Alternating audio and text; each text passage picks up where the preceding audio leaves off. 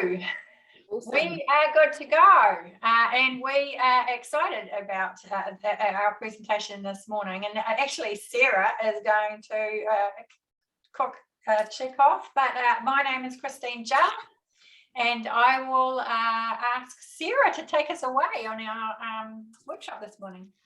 Christine, am I sharing the presentation from here, or? Yes, if that is okay. Hold on. Or I can. Could you? Yeah, sure. And then I've got the audios. Thank you.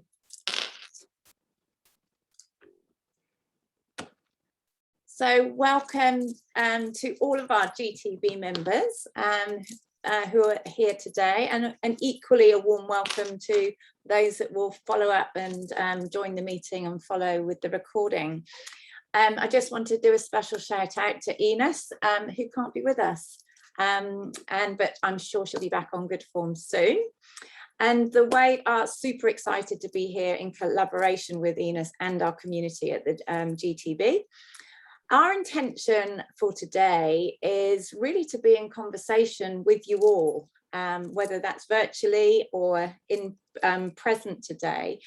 Not only sharing just thoughts and perspectives, but also really to elevate and to stretch us together and orientate our brains as we enter our planning for 2022. And because we are all operating in a very new and an ever-changing horizon, and that's going to keep evolving throughout 2022. So when we were gathering ideas and thoughts on what could be the most useful thoughts for us to navigate in a very, very uncertain world, it became so clear to us that our connection to our future horizons as a future version of ourselves would be an awesome foundation stepping stone as we step into what lies ahead. So that sets us up to welcome you all to the Wave and GTB. So what are we going to be covering? We hope that there's going to be some timeless ripples created today. A few weeks ago, we were gifted with and very grateful for Sue's really fabulous presentation around from Your Virtual Fit, which was themed around the ones. She gave us some awesome tips and tricks around how to be consistently on, have an online presence, which was really fantastic. And again, it linked so clearly to us that there was a real thread here, and linked to a thread of a number again. And for us, it's the power of 3. A quick example of this, and we'll go into more detail as we plan for 2022, is today is about 2 choices and you, which makes 3. To enable us to work through the content, Christine's going to start with a centering session for us. But what we're going to be getting into is we're going to be working with you and your brain and your 3 brains. We're going to be talking a lot about vitality and emotions and how we surf a spiral of vitality and how we manage our thoughts and emotions amidst that. And then we're going to go on to landing your number 1 choice for 2022. And in both sections, we're going to be doing a little bit about what we do and how we can help you. And then we've got an offer as our collaboration with GTB. In part 2, we're going to do a bit of energizing in the middle, but in part 2, we're going to dive a bit deeper into those choices and really get into opportunities and the inspiration around that. And particularly be looking at the perfect storm. It's the things that hold us back from getting into this place of vitality and really kind of owning our choices. So, as I said, Christine's going to set the scene for us because we have a recipe of how we work with the Wave. So over to you. Thank you, Sarah. Our practice is a lot based on a science for the brain, but also the science and also elder wisdom for the body. And so we believe that a part of changing fast is actually experiencing things, not just being told things, but figuring things out for yourself and also experiencing them in your body. So we are a safe place for exploration. Yeah. And so what we're going to do today is I'm just going to talk through the slide very quickly, and then we're going to do a centering exercise. So this is our recipe, and we want to make it fun. So what I would like everyone to do is to sit up straight in your chair. Take a deep breath in through the nostrils, down into the belly, and then let it out, up through the body and out through the nostrils. If you are so inclined, it would be nice to close your eyes for a moment. And take another deep breath in and out, and just keep deep breathing in through your nostril and out through your nostrils. Now, I'm going to ask you to keep breathing, but also to ground your feet into the floor, wherever it is, and feel yourself grounded in the floor. Let go of any tension in your toes, your feet, ankles, coming up your calves, shins, knees, thighs. Just feeling that tension drain away from your pelvis, buttocks. Relax your belly, your back, up through your spine, opening up through your chest and relaxing your shoulder blades down your back. Your arms are drooping beside your arms. Your hands relax, your arms relaxed. Relaxing your neck and your throat. Dropping your tongue to the base of your mouth. Relaxing the face muscles, your head, your whole head, and then relaxing. And just keep there relaxing while I tell you for a moment. We today are going to do a little bit of a show. A lot of self-leading exploration for you. A generous serving of experiential blends in our recipe. We're going to add a bit of a variety with movement. We have your natural flavours in mind, which we will enhance with conversation. And we will garnish it with clips and tips. So we will try to engage you in a way that is fun, but also it allows you to take some time to relax and ponder the future from a safe place. And now take another deep breath in and relax and open your eyes if you haven't already. And we can commence with the rest of the session. We are looking forward to it. Oh, thank you, Christine. Just to refer to the WAVE recipe, fun is really at the essence of our exploration, and we know that transformation is really, really deep work, and there can be breakdowns before we get to any breakthroughs. But we generate light and laughter as part of our work together. So if emotions come up and they rise, we help surf them so we can get our feet firmly back on that beach. I mentioned earlier about the power of three and what that looks like for us. The first three is actually who we are. We are a sum of three parts, and Christine myself, Sarah, and the wave are all parts. So if we just take 30 seconds, Christine, to introduce yourself and a little bit about your story and what brings you here into our work together. Thanks, Sarah. Thank you. I have a background in leading people for over 30 years, coaching and developing them and enjoying that time.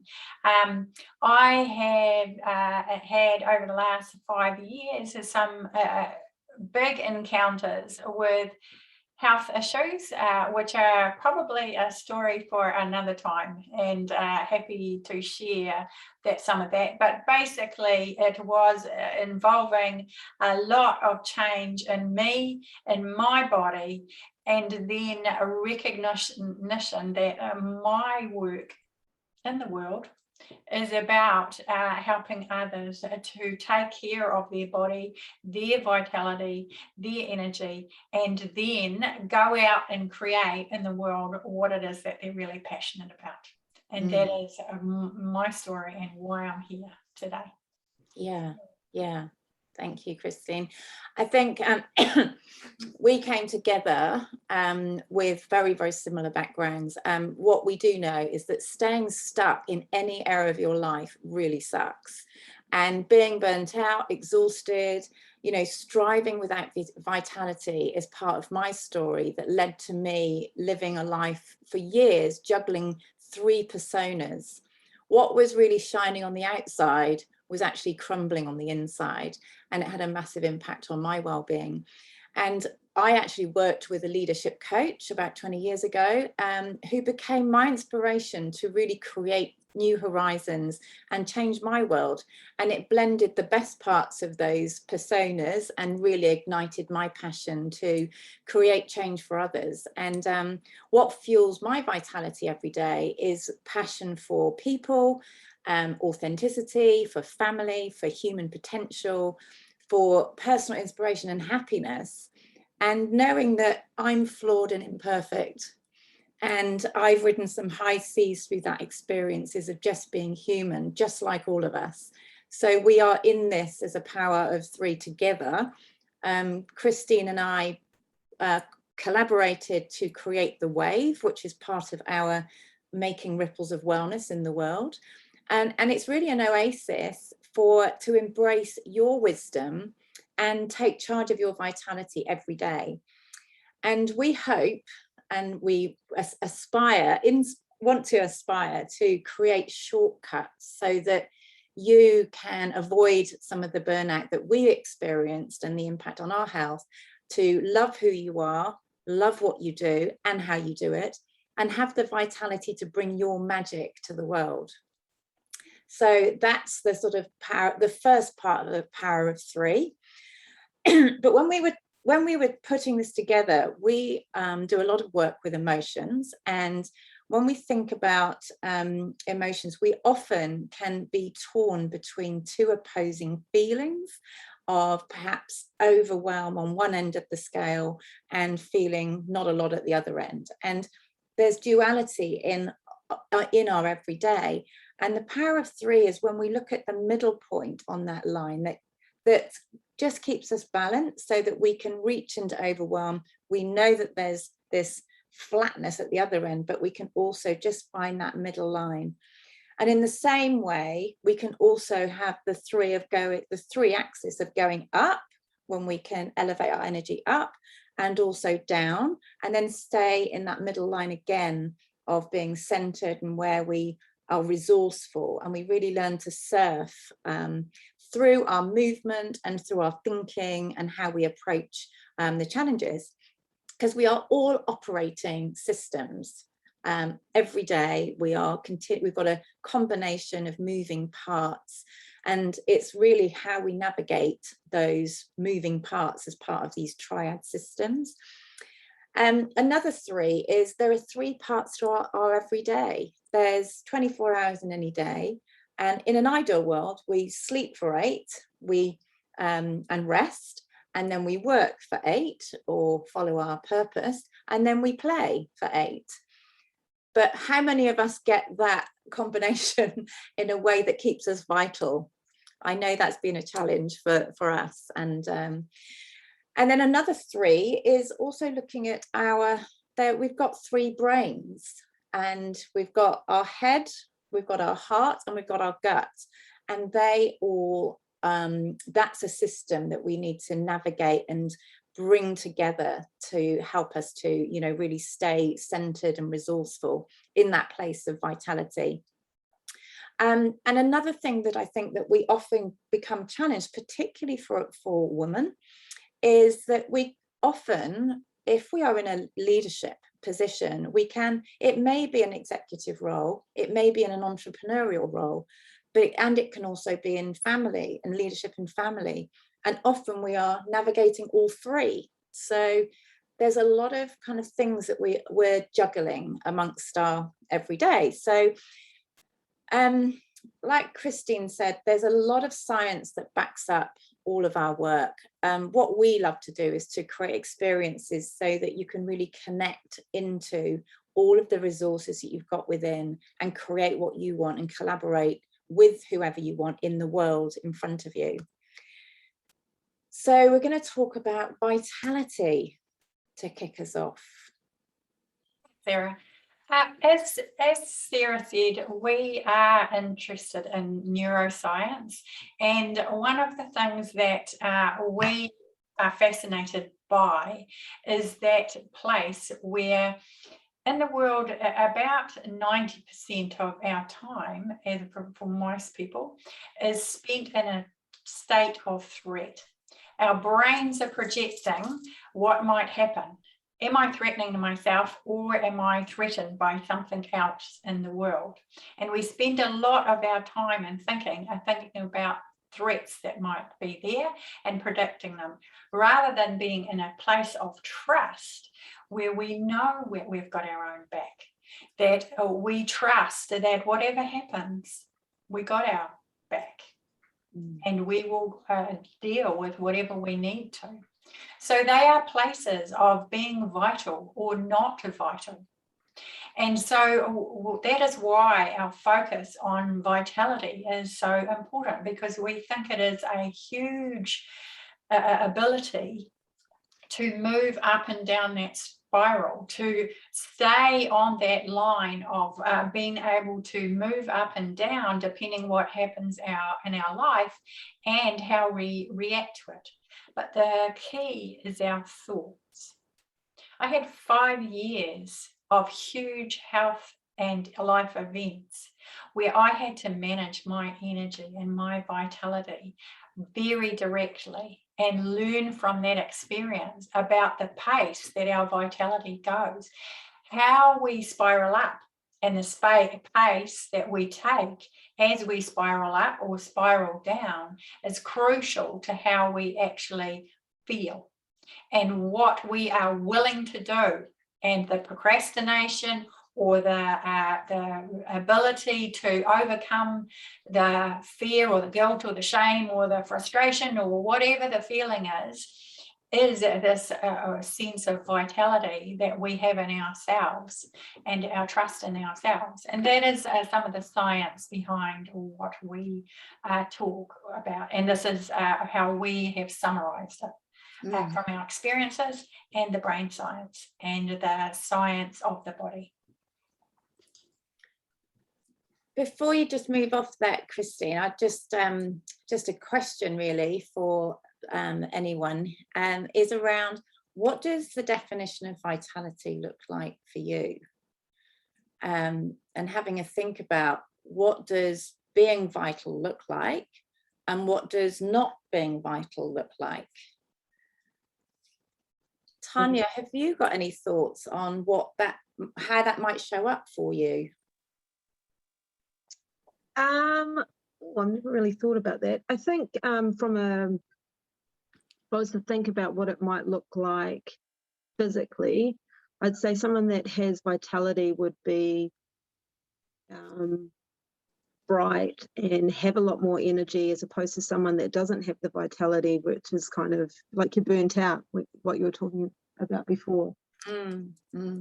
and not that kind of drive and motivation to really hit that next level. Whereas when you've got that vitality, you're always looking to progress further and push ahead.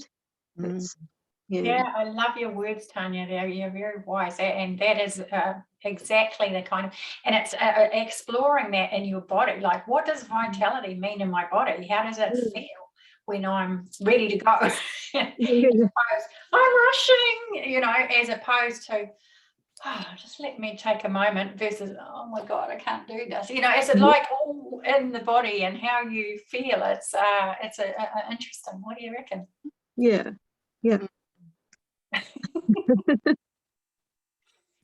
Cool. Thank you, Sarah, for catching me. No worries. No worries. No worries. It's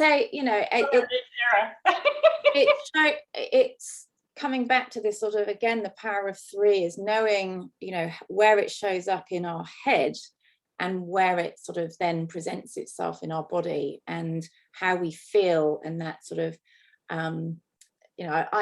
this work for me has sort of, as a child, I remember, that feeling of butterflies in my stomach and not knowing that, it was all related, but actually it's fundamental of, listening to intuition of how you might go about something, how you might approach your everyday, whether it's a personal task or a professional task, is that we feel what's going on very much in our bodies. And if we don't listen to that, it has a massive impact on our energy, because we pick up our own energy and we pick up the energy of others as well. And all of that encompasses these systems that are ongoing.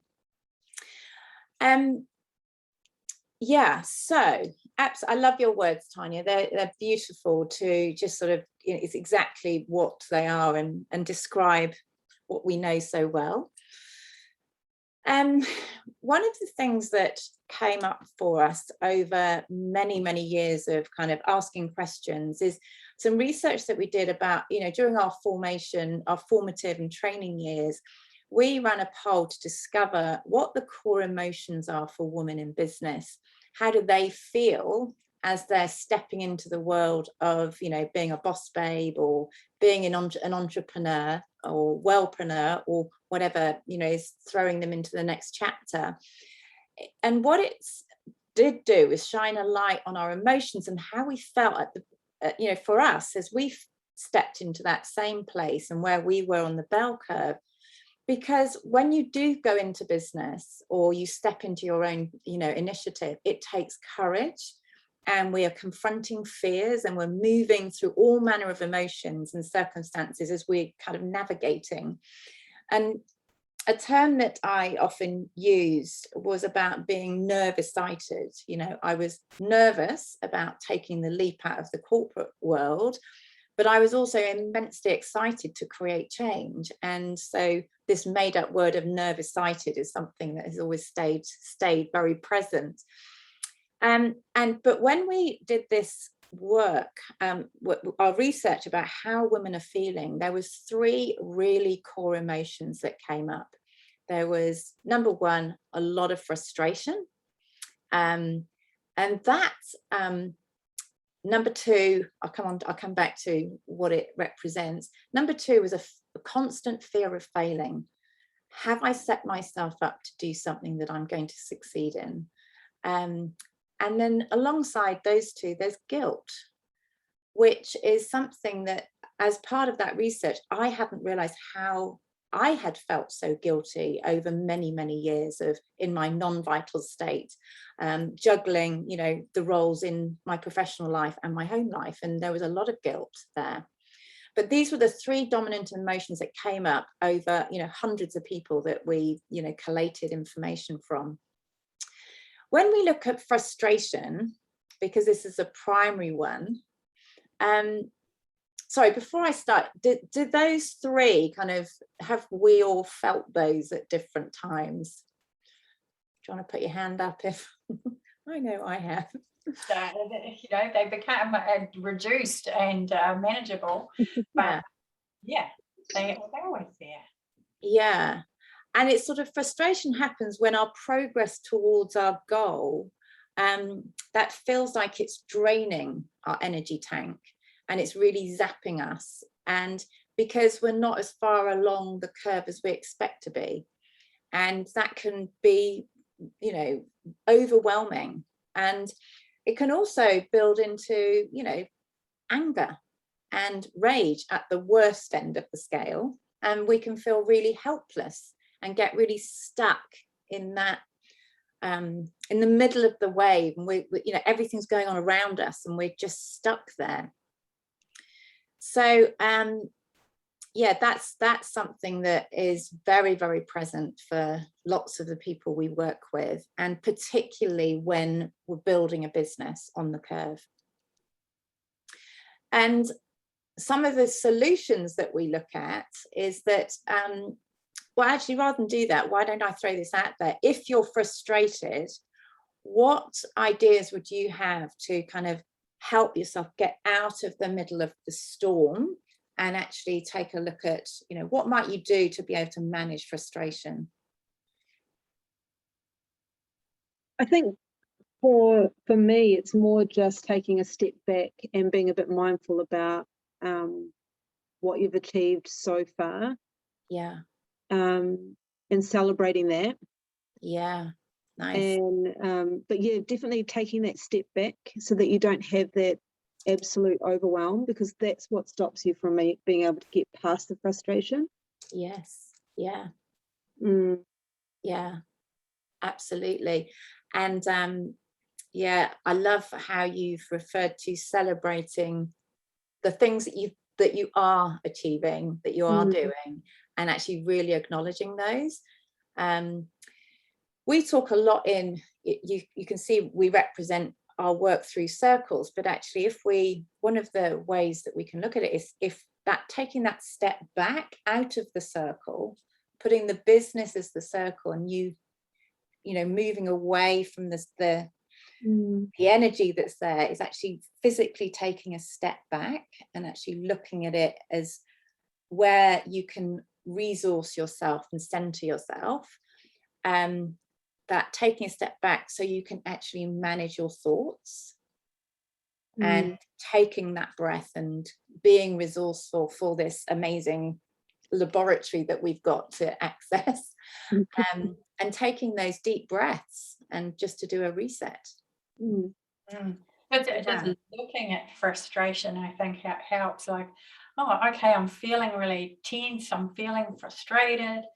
Oh, hang on, just take a breath, as Sarah says, and look at that frustration. What's the thought that's bringing that? What am I thinking?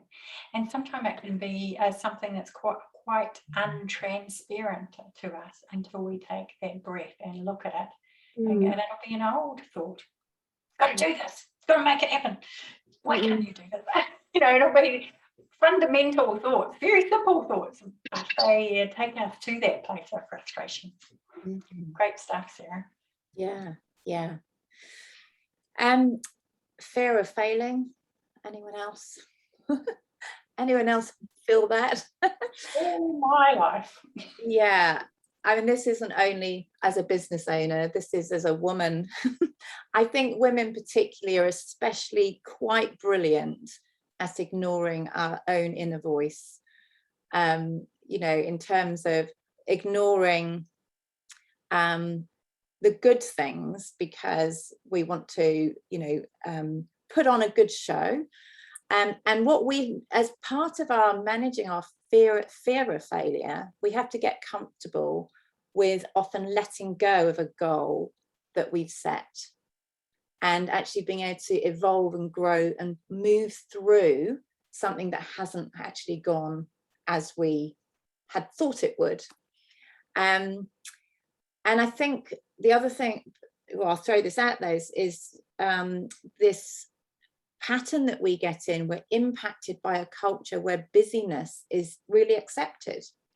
It's almost like accepted that if you've got a business or you're in an executive leadership role, being busy is just part of it. And it's just what we do. But that may be the perception, but it's we have a choice about how we might do that.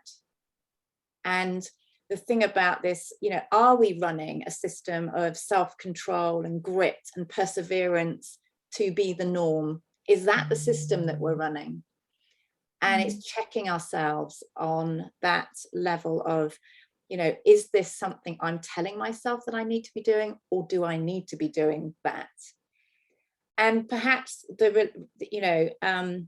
relating to shifting goals might be perceived as weakness, and or even failure.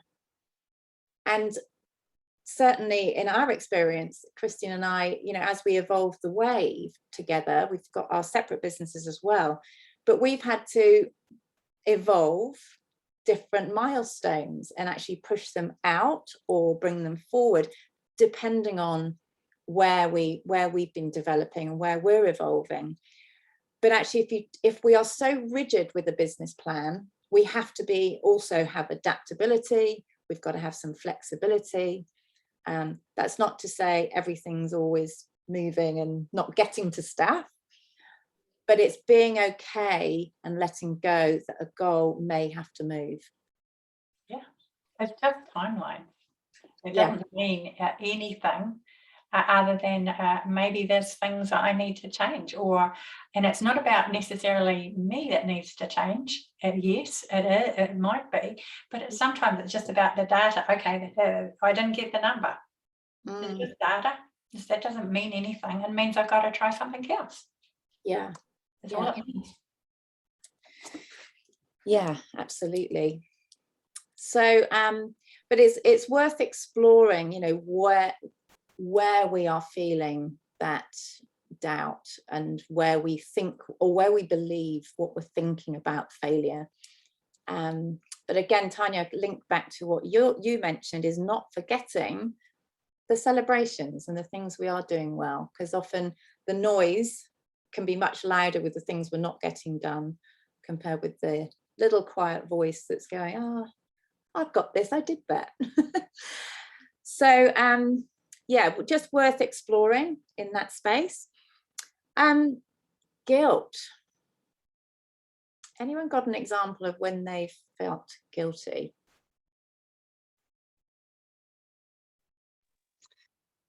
Yeah, I've actually, mine was when I decided to leave my stable income and start working for myself.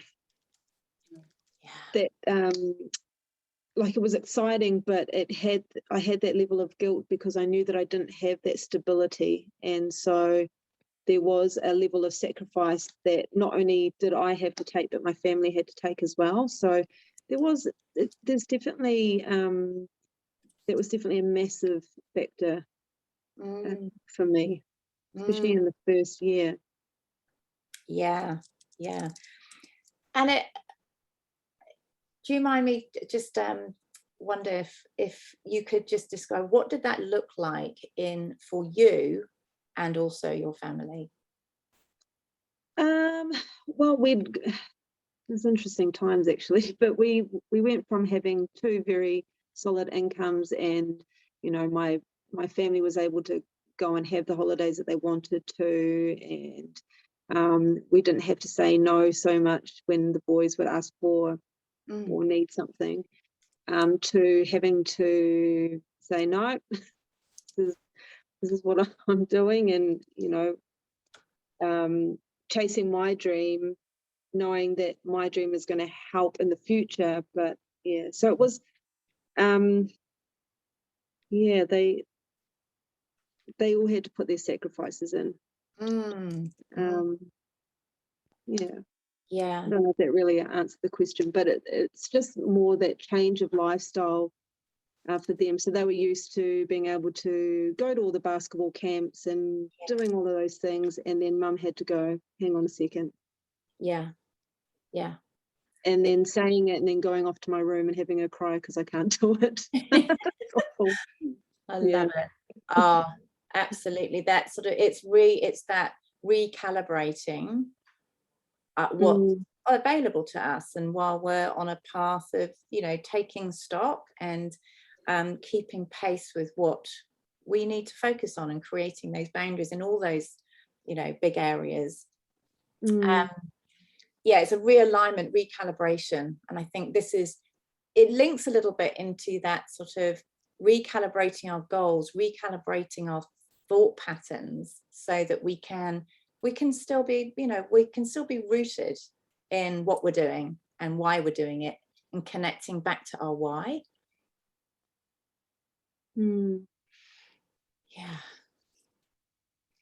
So for all of us here, is it just worth just getting some clarity about, if we've given those examples, as those are the ones that have been very dominant in our explorers. It's just worth noting down what your dominant emotions are, whether that's, and taking a look at now, what's the emotions that are present for you now in the curve of your business. It's worth just having it. Yeah, and we can kind of keep them in our heads or jot them down, because we're going to use them later on. Yeah, just take a minute to us all do that, to have those, because they'll be useful when we come on to talk later.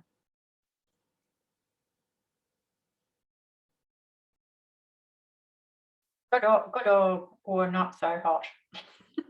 Either way, Yeah. any emotion. Yeah. So Kristen, we just go on to say, you know, when we talk about these three emotions, the next slide, this is just about giving yourself some time. Christine actually made a post recently about chicks, and this is about, you know, hey chick, give yourself time to become a flamingo. And there's a beautiful little video. Can we share that? About, I will find it in a moment. okay, if I'll keep talking while you just navigate that. You go through the three emotions and I will find the video.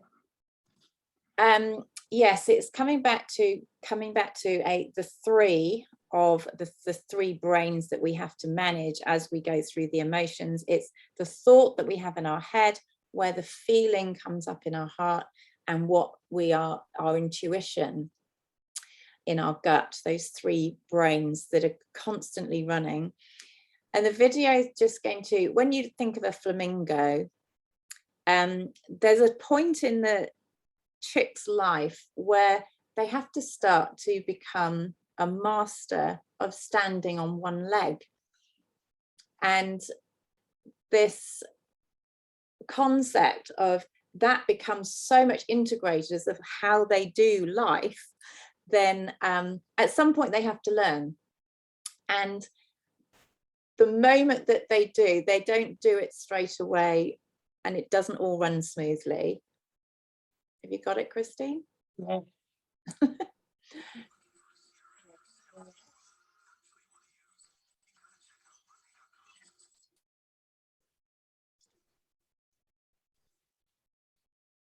This is a baby chick stepping out, practicing.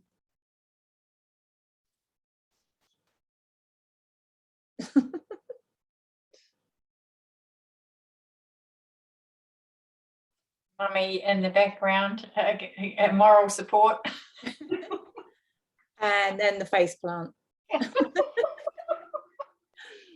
Yeah, we love that.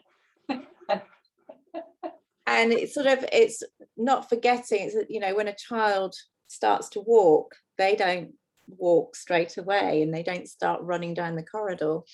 It takes time, and there's lots of face plants, and there's lots of tears, and there's lots of frustration as, you know, as we step into this curve. Christine, do you want to add anything onto this? I just think that whole compassion for ourselves, we would never get angry at the flamingo chick as they're trying to stand on one leg. And yet we're running a business, we've got so much to learn. We've got to be everything for everyone, and yet we're smacking ourselves all the time. It's like, I've got to do that, rather than, hey, chick, it's okay. You're doing great. You know, that whole compassion for ourselves, we just don't have it. We can't be a flamingo without being the chick and learning how to just, you know, find our way. If we're tough on ourselves all the time, we just can't get there. We beat ourselves up. You know, there's a reason why 80% of small businesses fail, because people keep smashing themselves, and you know, that's what creates failure, is that whole not being able to just take a kind approach and go out and try something new. When we're withdrawn because we've been beating ourselves, we don't go out. We need this open body and ready to go, right? Not the yeah. And the chick knows it's just got to bobble along. Yeah. So it's so true, so true. That whole thing about it's important for us to feel like we're moving forward, and the work that we do, we sort of try and create a sort of tunnel in the way where everything is moving and nothing is crashing. We're creating momentum, and we are being resourceful within our momentum so that we can stay in flow and we can stay vital at the same time. And really the how that we do things is often the easy part that gets us surfing on those waves. Yeah.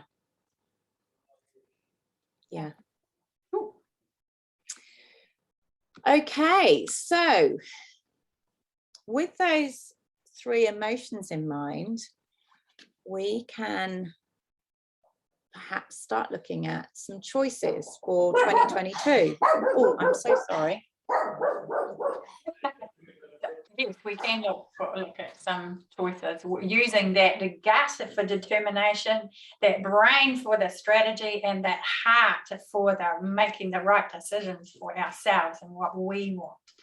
So if we look at choice number one, we're just going to explore for a few minutes. So when we look at the coming year, 22, I love saying that, 22, what is the biggest choice that we face over the next year? There will be all sorts of choices, small ones and big ones, but what is the choice that is going to make the biggest difference in our business or ourselves, and how we show up in our business as who we are and how we do things and what we do? What is that choice? What is it? You know, we don't necessarily need to talk about yours, Tanya. You know, mine will be about my commitment to vitality. That is what my choice is all the time. It's just bring my vitality every day, and then I can do anything I want. That is why vitality is the corner of our business. It is what gets me up to my yoga, to my walk, gets me at my desk excited about what I can do to support other women and men in the world, and to be vital as well and make the most of every day. You only get one life, and I want to make sure mine is really vital. Anything you want to share, Tanya, or any thoughts you want to share, or our Sarah, either of you?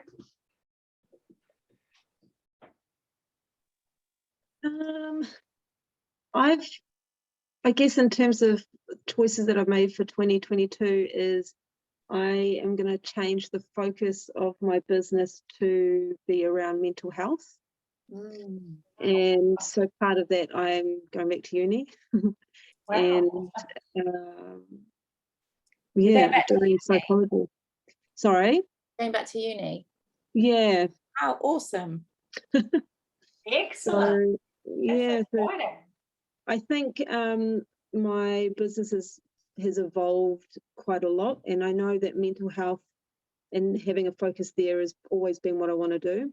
Mhm. So I think with the year that we've just had, or maybe the last 2 years that we've had, it's become quite an important thing for me to be able to help with that. So yeah, I'm doing rapid transformational therapy online, and then going back to uni and doing mental health and addiction support. So I guess my choice is really just to move my business into that next phase of, I guess, where I've actually always wanted to do what I've always wanted to do. Cool. That's And- so awesome. Yes, and I guess the second question is, what a unique inspiration will take you through that next year? All of us have some kind of inspiration. If you don't want to share that, so no problem, or Sarah might want to, or I really have this massive, this is me following my gut. If we don't do anything for mental health now, we're going to be in a lot of disarray. So my inspiration is making sure that I can do my bit instead of standing on the sidelines. So I don't, yeah. wow, not on the sidelines, in the game. Yeah, totally. I've been working with a lot of sports people, and there isn't a lot of focus on mental health for sports people. It's what happens with the body. There's a little bit of stuff for the mind, but there's not a holistic approach to their mental health, and that's really what I want to fix. I Yeah. love that. The whole body, the brain, it all works together. It's all 100%. connected. It's not a science here and a science here and a science there. It's actually all connected. You are speaking our language. It's such an exciting horizon. Yeah. Amazing. It's amazing. Love it. I'll just share sort of an inspiration for 2022 for me is about, it's 11 o'clock. Oh, hi, thanks. Is continuing to mental health is immensely important in our society, in our world, and the connection to nature is a really massive inspiration for my own vitality, but it's also actually embodying that as part of the practice that we create.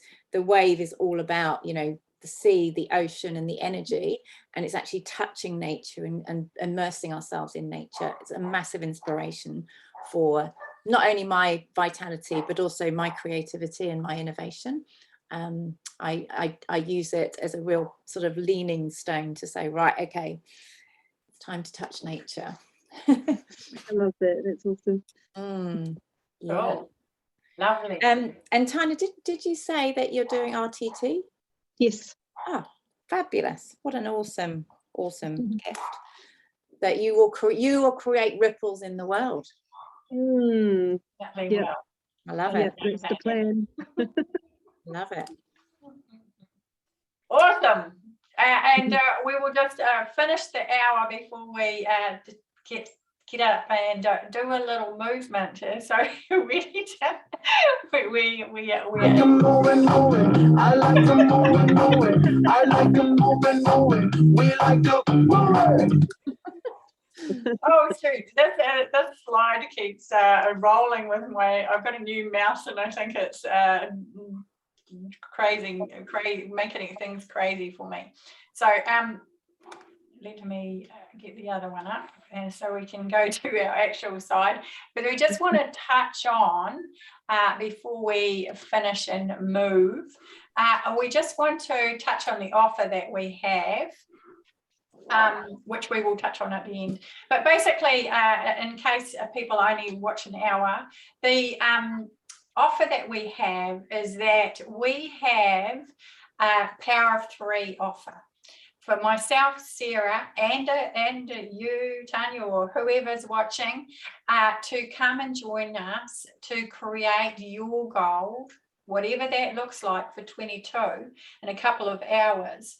So if you're a GTB member, it's $150 for 2 hours with us, and to actually create a business strategy that brings you whatever your goal is for 22. And what you will, the steps and the challenges, opportunities, inspirations, etc., that you will need in 22 for that. And if you're so GTB membership, you can look up online. It is a great investment. I'm a member and I love it. It's great, and it's fantastic to help in the business. And then if you're not a member of GTB, $250 for 2 hours, which is worth, at our normal rates, that's a fantastic offer. So I just wanted to touch on that before we move it. Actually literally get up and move your body, because we think how you move your body and how you approach whatever you do, taking that breath and moving around. And I'm not going to lead, I'm just going to move around, and I want you to do the same thing. It's just to move around in whatever way creates some sense of or passion or anything, whatever it takes, because taking these deep breaths, moving around, actually creates change, energy, and putting our knees. There is movement in our brain when we move our bodies, and we breathe and stretch and use those muscles. Everything starts to free up, including how we feel. Super important. Always feel better after we moved it. And now we can come back into our, I think we underestimate the change that we can feel for ourselves by just moving, especially if we're at desk regularly. Just that breathing, moving, so important. Cool. Thank you for playing with us, Tanya. And anybody that is watching, I hope you got up and jiggled around even by yourself. That would be awesome. If you haven't, do it now and have a wiggle. That's great. Cool. So let's move on to the second part.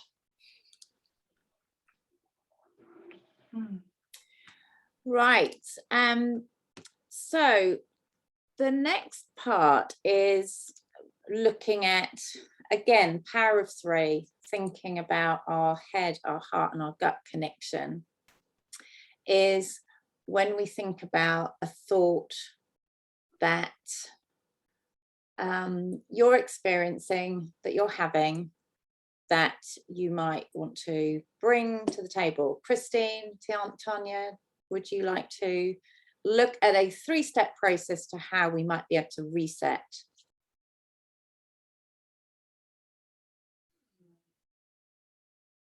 So something that is a challenge for me, Sarah, that you're looking for, yeah? Yes, yes. I'm happy to step out or step in, Tanya, whichever works for you, because I don't want you to feel like the spotlight is on you all the time. But let's see. I'm really frustrated at the moment because I have a problem with my foot. It's I have plantar fasciitis, which they say is a menopausal woman issue. And it stops me from doing all the exercise that I would like to do. So I'm willing to take some coaching on that, Sarah. So what thoughts are you having connected with that situation? I'm sick of it. You're sick of it. And what are the circumstances that you're dealing with? So I have had a pain level of maybe 4 or 5 out of 10 in my foot for the last 10 months. Ouch. And what are you thinking about that? I just wanted to go away. And what do you want to be?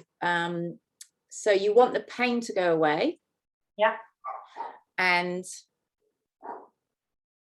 what can you physically do to make that happen? Yeah. Oh, well, in terms of the things that I do when I'm feeling frustrated, it is I just feel grumpy. I tell myself I'm over this. I tell myself I don't want to,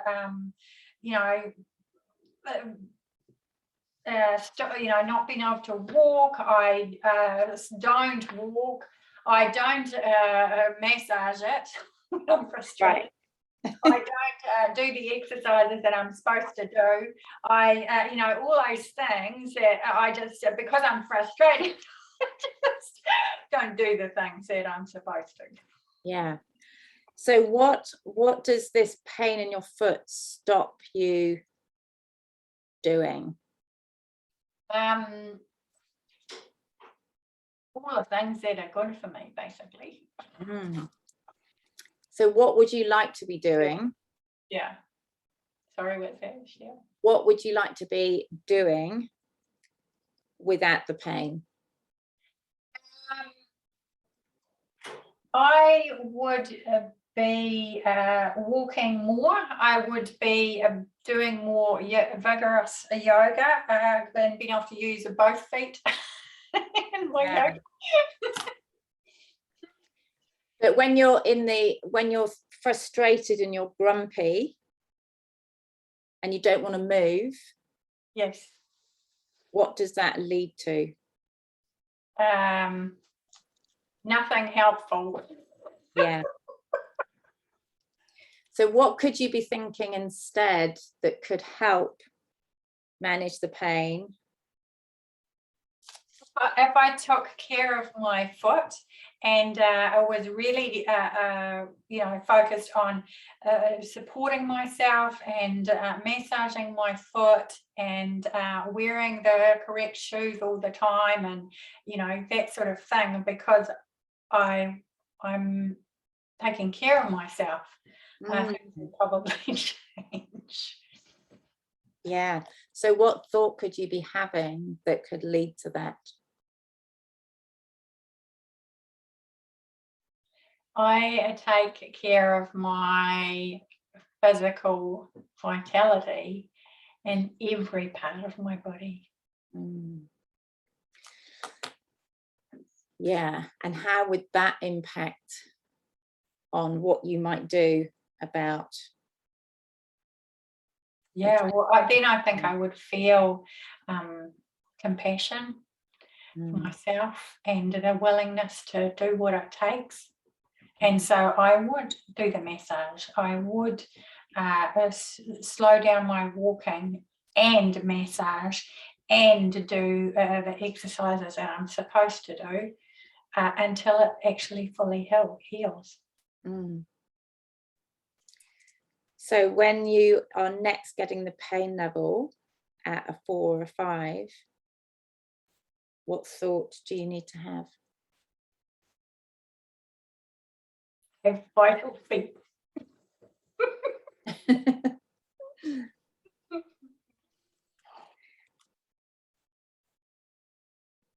And how would that feel? I'm thinking, I'm picturing little twinkle toes. Twinkle toes. I'll massage my twinkle toes. And so the reset there is resetting the thought that you had about, actually I am taking care of my own vitality by actually doing something. And you're deciding to do something about your self-care. And then the action that you're taking is that you can then step into your walking more, stretching more, doing your yoga. And that has come about just by resetting the thought. Yeah. A cycle, it's a flow. We often don't separate out in our story the frustration, the actual facts, and the thought about what our situation. We need to pull them apart into three separate places, or to be able to see the emotion, to be able to see the thought, and to be able to see the facts. And when the facts are neutral, then we can take a good decision and take the right action to get the result that we want. And that is the flow, basically. And that is what we teach our explorers that work with us, how to do that, and to separate out old stories, new stories, stories that they want to have about their future, apart from the ones that just fire up in their brains. Shit, I can't do it, it's too hard, it's all too much, whatever that thought is. It doesn't mean who you are. It's just a thought. And it comes back to the actual circumstance. The pain that you're feeling in your foot is neutral. It's not actually causing the frustration, the grumpiness. It's the thought that you're having about the pain. That's the neutral circumstance. That is not the meaning. It's neutral. Actually, dealing with pain is a really good example. But if we take the same concept of into a business scenario, is confronting our fears of perhaps going on a video live. Is the situation is that we're going to do a live video, or we're showing up to do a webinar, and actually how we think about that is the thoughts that come up for many of us is about how am I going to come across? Who's going to judge me? What are they going to think of me? Are they going to like us? Are they going to find it useful? All those thoughts run, and they are just thoughts. But the fact is, the neutral thing is, we are doing a video. We've chosen to do that. It's part of our choice. And how we feel about it is just managing our thoughts. We came to this, we often set intentions before any of our sessions. It's around, this is going to be a fantastic session. It's going to be awesome energy to bring our best selves to those circumstances. And and pushing through any nervousness that we might have, or any fear that we have. Does that make sense, Christine? Do you want to add anything there? No, I think that we use a reset, decide, act to take a step back every time that we're in a situation where we want to change the result we're getting. We want to take a step back and think, well, if this is the result I'm getting in my life now, I need to take a reset, make a different decision, and act in a different way. What we often do is go, oh, I'm in this situation. I don't want to be here. This isn't the results I want. I just need to act, and start doing, and do it from that place of frustration, from guilt or shame, and try and act our way out of it. But we can't. Until our thoughts change and we reset them, we can't get the result. Does that make sense? Yeah. Any questions, Tanya, or any of that didn't become very clear? No, that was really clear. I mean, it does make sense. You talk about having to make the change.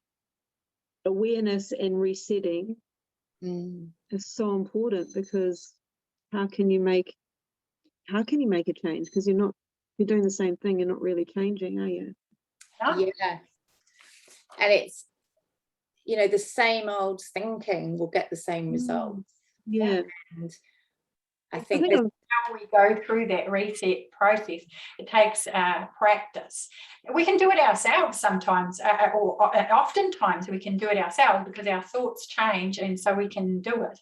But sometimes we get a bit stuck, and if we want to move faster and get through the cycle of, you know, the spiral up and down, more deliberately at a easier pace and creating more results, that's where coaching comes in.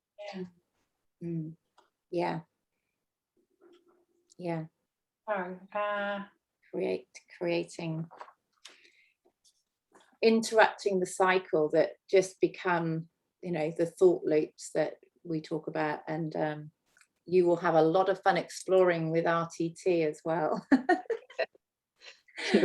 Because it's absolutely interrupting these patterns, and how fixed we get, you know, from beliefs that we've had, you know, integrated in us since we were young, and how we can actually, what's incredible and really exciting about the work is about actually you can change, you can interrupt them, and you can reset. And, you know, that's where we are wholly energized to help create that change, because sometimes it's easier to do it with it's doing it with someone else's accountability can really elevate and move things up level really quickly. 100%. Yeah. Exactly. And I think, you know, the good part too is that if we have, you know, because part of what we bring to the Reset, Decide, Act process is the ability to think with your brain, feel and decide with your heart, and then your gut to get the determination to take the action. But sometimes we will hold 2 lots of thoughts in our heads, or 3 thoughts. You know, we might feel energized and we might be afraid, and it's okay to feel those both, but it's using our body, our, you know, heart, brain, gut to synthesize all of that, integrate it all together, and make the progress smoother and more sure. Yeah. Cool. Yeah. So maybe we just touch on the power of 3 that we see for girls in business, or girls talking business. We see that, you know, there is ourselves and our business and our vitality. And when we keep the vitality high, for me, then my business gets that. It gets the energy, the thinking, the creativity. Because when we are feeling guilt, we are feeling shame, we are feeling, you know, all of those feelings that can come, then we are not being creative. The creativity, it comes from, you know, feeling, you know, that sense of slowing down, taking a breath, and being able to see possibility. Vitality gives you that possibilities and options and choices and ways of thinking about our businesses and ourselves, and how those 2 things exist.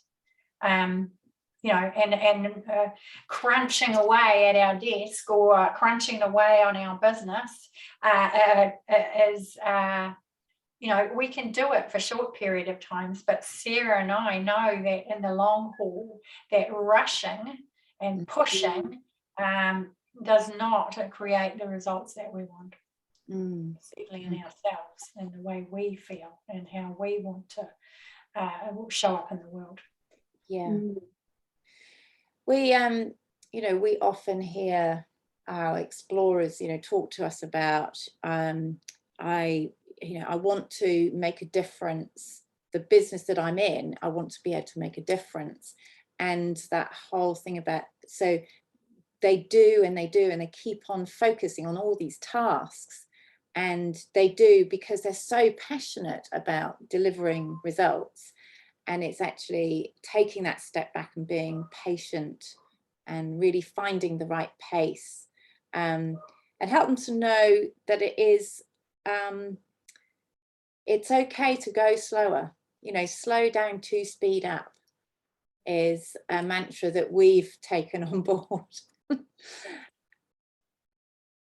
Because the light is there, and we get guided by our intuition, and it's okay with making sure we're vital so that we can show up as for our business as well. We are a reflection of our business.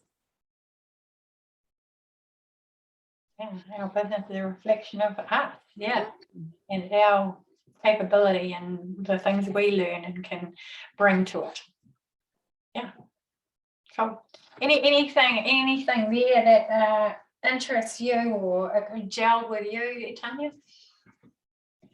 I just think that the whole like resetting for me is also bringing some awareness, because I don't know, there's been a lot of things that I've just go, like what you've been saying, rush, get it done.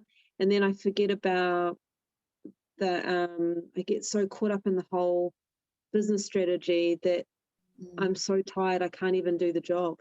Like I can't even do the work. So then that kind of puts me back a step. So the link between the vitality of yourself and being authentically you is definitely a reflection of your business. So it makes a lot of sense how they're all interlinked. Yeah. We just sometimes we're the worst boss to ourselves. We give ourselves such a hard time. It's about time done, make that shit done, get that shit done. It's like, I would never talk to my employees the way I talk to myself. So true. So true. We are so, links back into this, self-compassion is all part of self-compassion, self-care is all part of how we are kind to ourselves, so that we can, add to our vitality tank. We've got this much energy, this much vitality, and we have to keep on topping it up. And our brain can often be a root cause of why that vitality gets depleted and we run out of fuel. It's our brain that's actually doing it, not because we're physically doing it. It's actually the mental energy that's actually getting so depleted. And our brain sometimes isn't focused on quality thinking. It's thinking 60,000 thoughts a day. So the quantity is what it's interested in. We don't sometimes make a quality decision of those 60,000 are the ones that we want to choose.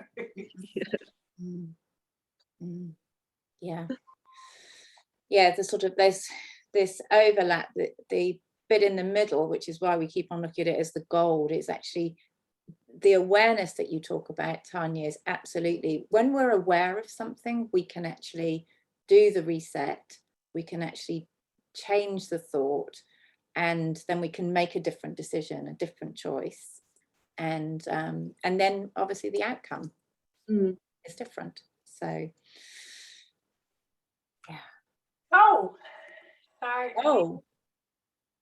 play with this one.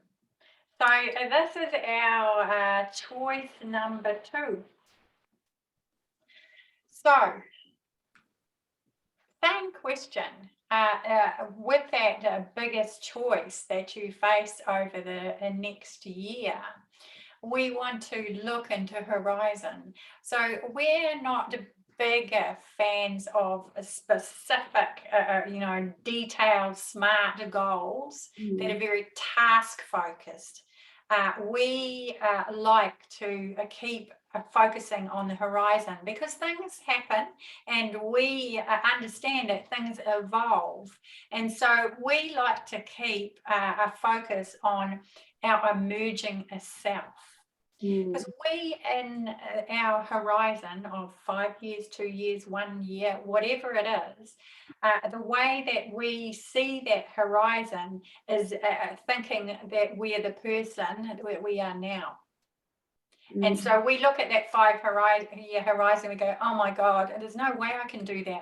It's too scary and I don't have the skills and I'm not ready and I don't know how the next year is going to go and I don't know. And all of those out of 60,000, right? Those thoughts are not helping us. But what we feel really helps is to understand that in 1 year or 5 years, the person we are going to be is emerging. And they will have it. They will know. They will have the skills. They will have the determination. They will, and so it's just trusting that we will evolve into that emerging person. And our emerging self can do anything, right? Literally, they rock. So it's like, yeah, I've got most of hers in me now, but as she emerges, I'm going to keep learning fast because I'm going to be her, right? What am I going to learn? What do I need to be curious about? What do I need to think differently about in my business so I can keep learning fast? And that's the thing that I find keeps me going. It's her. She's cool. And it's really spending some time out with a cup of tea, cup of your favorite, whatever, and spending some time thinking about what are the qualities that this emerging self that you see in this emerging self. Something that many find really helpful is to think of the people that you really admire and what are the qualities that you notice in them which inspire you. And they can often catapult you into thinking, that's part of my future self. I'm attracted to that, I'm inspired by, because actually that's who I am becoming. Even adding on to that, Sarah, is I think that that's who I want to be, but the reason I'm attracted to it is in me. Yes, yeah. It's just skills to draw me to the place where that person is because it's in me already. Yeah, and it's the attraction of what we're pulled towards. There's a reason for that. We're pulled towards it because there's a magnet within our gut that's actually, it's part of that intuition. It's pulling us towards. And the energy that you get from being that momentum of being gravitating towards these things that are actually already there. And it's getting that light up and really shining a light on that and saying, this is my emerging self. And I know it's already within, but those qualities, those thoughts need to now come alive and I need to become. So it's putting at, it's actually incorporating, going back to the previous slide about, don't go back, Christine, but just thinking about when you think of a business plan, you are part of that business. So how do you show up? How do I show up in the business as it evolves as part of that plan? What qualities do I have to be stepping into to be the best version of myself as this business evolves and grows? so worth just, yeah, marinating with that over a cup of tea. And another question that's really useful is to, what would other people be noticing as my emerging self? What would other people be noticing about me?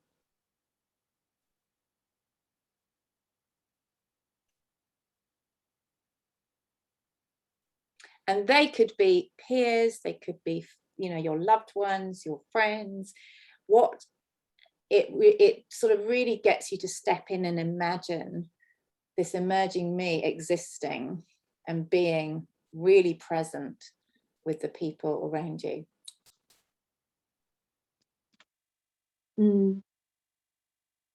And what thoughts does that emerging self have in their head that you can borrow now? Mm. What does she think about? She's not thinking about, oh, I can't do it, because she's already done it. So who is this woman, this girl?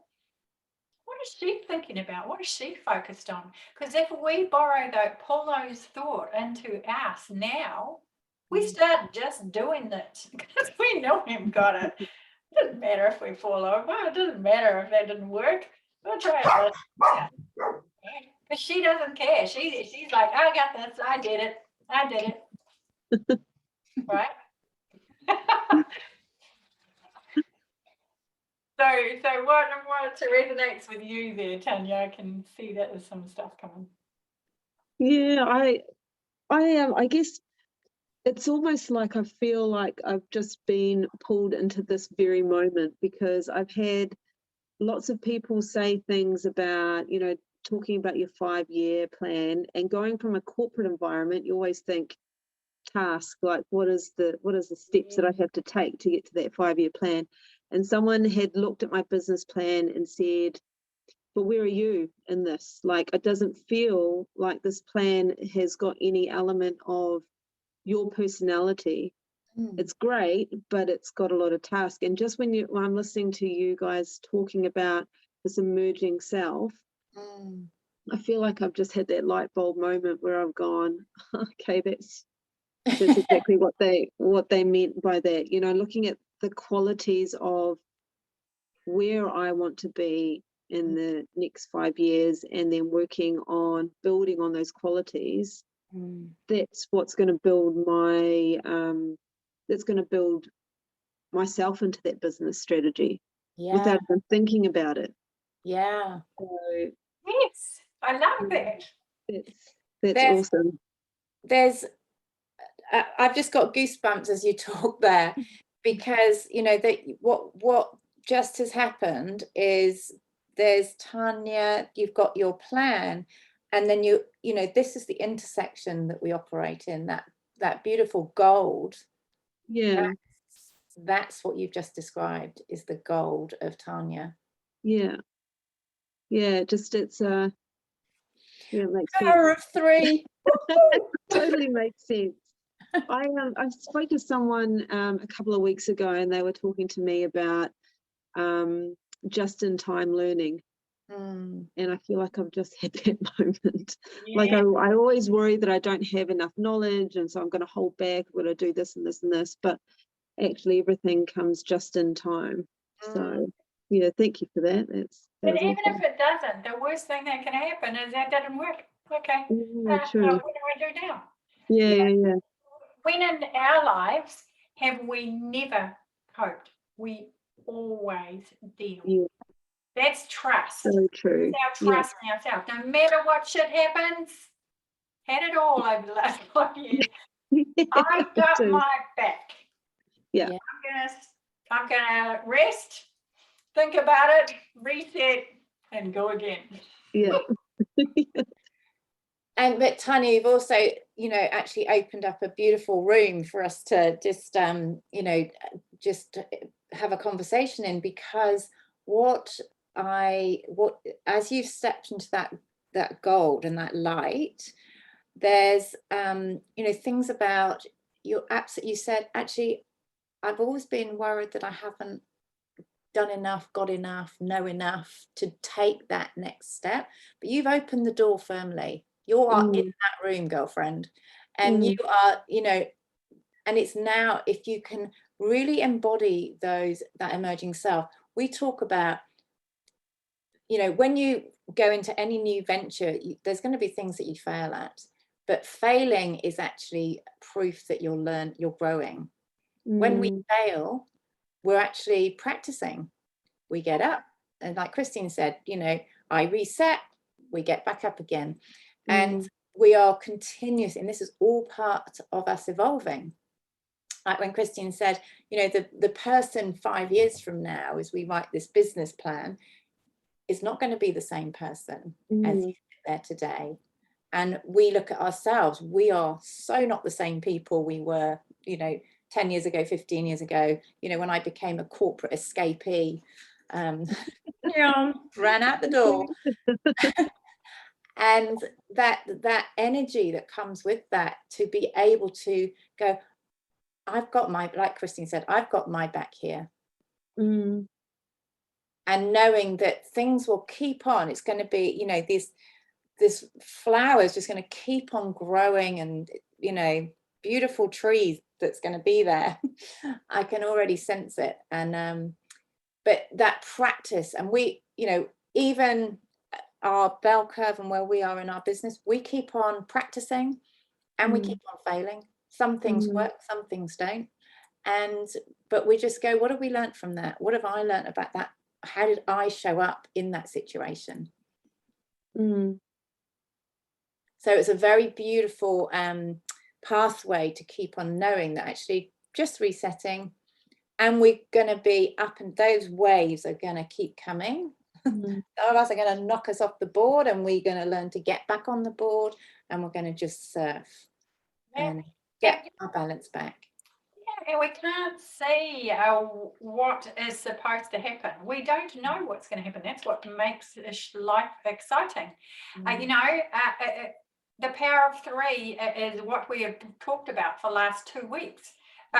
You know, and this, even in the last 2 hours, the power of three, the power of three. How many people do we have in the video? 3. Power of 3, right? It's just perfect. It was exactly how it was supposed to be. It was perfect. Everything is perfect. Yeah. But I sense a lot of excitement for the future. You know, this has been about, you know, 2022, because, you know, we are hurtling towards the end of the year that we've had, and COVID has taught us lots and lots of things.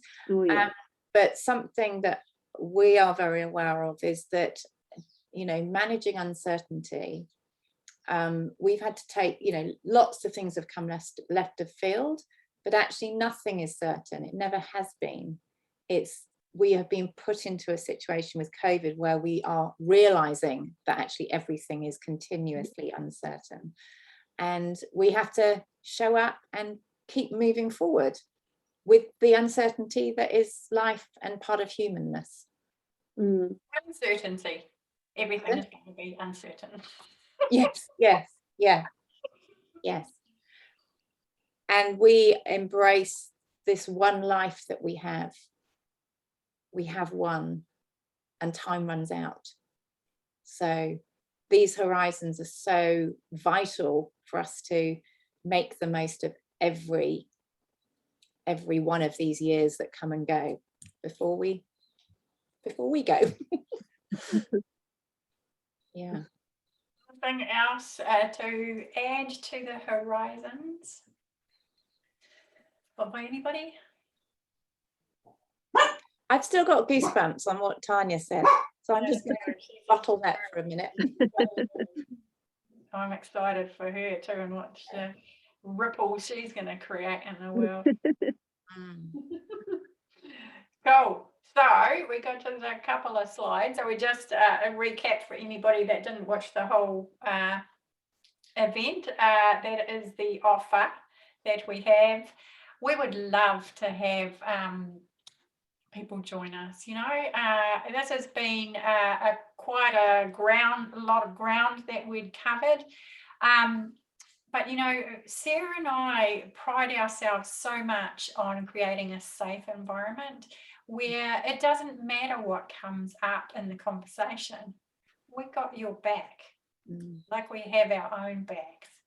But whatever the conversation is, the things that inspire you, the opportunities, the habits that you have, the trauma, the drama, the tears, the anger, it's all fine. We've been there, we know it ourselves, and we expect that our explorers will turn up on the day the way they are. That's the whole point. Right? And they will feel different, and they will see things differently. And some things they might not like, and others they will love. It doesn't matter. It all just is shifting forward. Progress. I had a very beautiful conversation with one of our explorers recently, who there's lots of we talk a lot in pictures. It's very, very visual, and because we talk about the sea and landscapes and the ocean, sometimes it feels like we're going diving. Below the line, we're going down into this. It can be beautiful up there with the sunshine and nature, and then when you go down below, there's some fear. As the lower we go, it's getting darker, it's getting murkier. And what we've got oxygen tanks, we've got wetsuits on, we've got our snorkels, we can breathe. But what we're doing, we're exploring really new territory, and at times we've got to go under those rocks and see those crabs and things scuttling away that actually can be a little bit, it can be really scary, it can be fearful. And we're also always underwater wondering if that shark's going to pop its head around the coral reef, even though you've got this beautiful world that you are unraveling. And what we've discovered is that the shark is actually you. The shark is actually ourselves, scaring ourselves. Yeah. So we build faith in the shark, who will be your friend. If anyone's seen Finding Nemo, you'll get that. Fish are friends.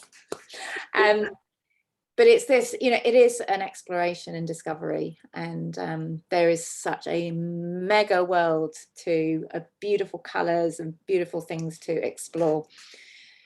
So yes, I love what you're saying, Sarah, and I think I think back to people I have coached who have not been wanted to come to coaching, have then got to a place where they've realised that this really icky stuff is what is challenging their horizon and where they want to go, and holding them stuck. And I had one say to me a couple of weeks ago, Christine, I have no words for where my life is and how I feel compared to when we started coaching. There are no words. I don't know if you can do that as a quote of a client, but it was a massive shift. That's why there was no words. She just couldn't explain how much she had shifted. And Sarah has the exact type of comments as well. And we love that, because that's our passion. That is what we love, is to see people able to do more and be more. That's exciting. I love it. So just to close, we're going to close on a beautiful quote from Marcus Aurelius. Our life is what our thoughts make it. Gladiator, right? A little bit of gold to take home.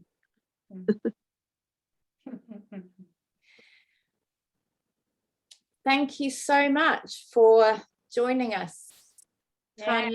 Thank you, GTB. Thank you. and Enos for hosting us. We wish you well, and we're hoping you get your vitality back on track. And we wish everyone another beautiful sunny day as we head into summer. And it's been so beautiful to connect with you, Tanya. Thank you. Oh, thank you. Thank you, both of you. Any last thought from you, Tanya? Anything that before you? No, I Yeah. think I think the whole concept of the power of three is so powerful just for everything. I use the power of three in my practice anyway. To me, it's very whole and full, if that makes any sense. So know that everything makes a lot of sense, and I'm starting to connect a lot of things that, yeah, I'm kind of a little bit all over the place. So yeah, There's I the will dots all coming together. You're connecting dots. totally, hopefully they're gold ones, eh? Yeah.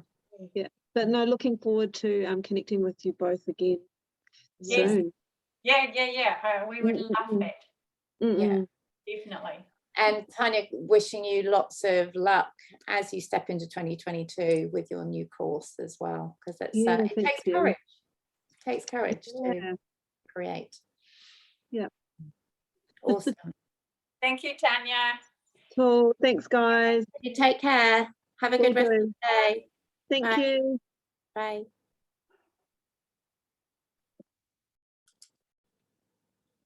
Ines, are you there? Are you okay? No, she's left. So share and recording.